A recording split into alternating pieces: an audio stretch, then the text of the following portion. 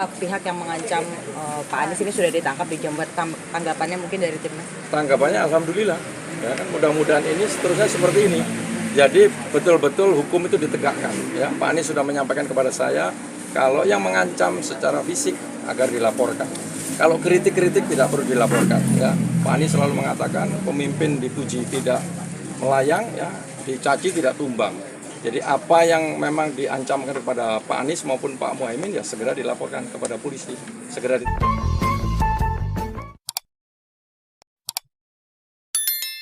ditindaklanjuti. Ini apresiasi kepada polisi ya telah memproses hal tersebut. Mudah-mudahan ada beberapa itu saya lihat kan, mudah-mudahan segera diproses. Tapi kan sampai sekarang belum ditetapkan tersangka. Dari Timnas Amin ada rencana buat bikin laporan?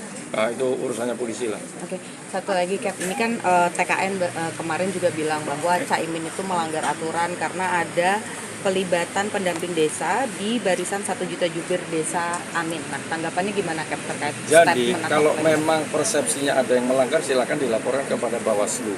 Jadi nggak ada masalah, semua nanti kan ada yang menilai. Pasti orang menganggapnya berbeda-beda. Jadi silakan saja mengikuti aturan yang berlaku, dilaporkan kepada Bawaslu, nanti diproses di sini. Persiapan dari Timnas Amin menjelang debat cawapres? Oh, sangat disiapkan ya. Persiapan debat cawapres tanggal 21 ya. Pak Muhaimin sudah menyiapkan diri dengan baik, apa topik-topiknya nanti disiapkan dengan baik, mudah-mudahan tidak terjadi seperti yang lalu ada singkatan-singkatan. Ya, mudah-mudahan ini clear semua. Karena sudah diberi contoh sama Pak Anies debat ketiga kemarin. Terima kasih. Cap, satu lagi Kemarin Gus Imin sempat cerita bahwa ada intimidasi ke masyarakat setelah ikut kampanye Amin di Gresik. Itu katanya mau rencana lapor Pak Jokowi atau Bawaslu. Mungkin Timnas Amin ada tanggapan? Wah, saya belum tahu itu. Kalau ada yang mengintimidasi, saya pikir biasa lah itu.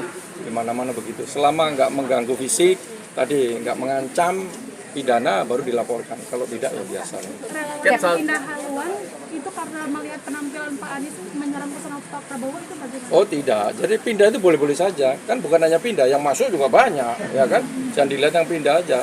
Ya mungkin dia hatinya nggak cocok, ya kan? Nggak masalah. Ini kan pilihan kan? Demokrasi ini pilihan. Boleh memilih siapa saja. Tinggal dilihat bagaimana rekam jejak yang sudah dilakukan. Bukan apa yang akan dilakukan, tapi yang sudah dilakukan. Ya, jadi itu hal biasa lah.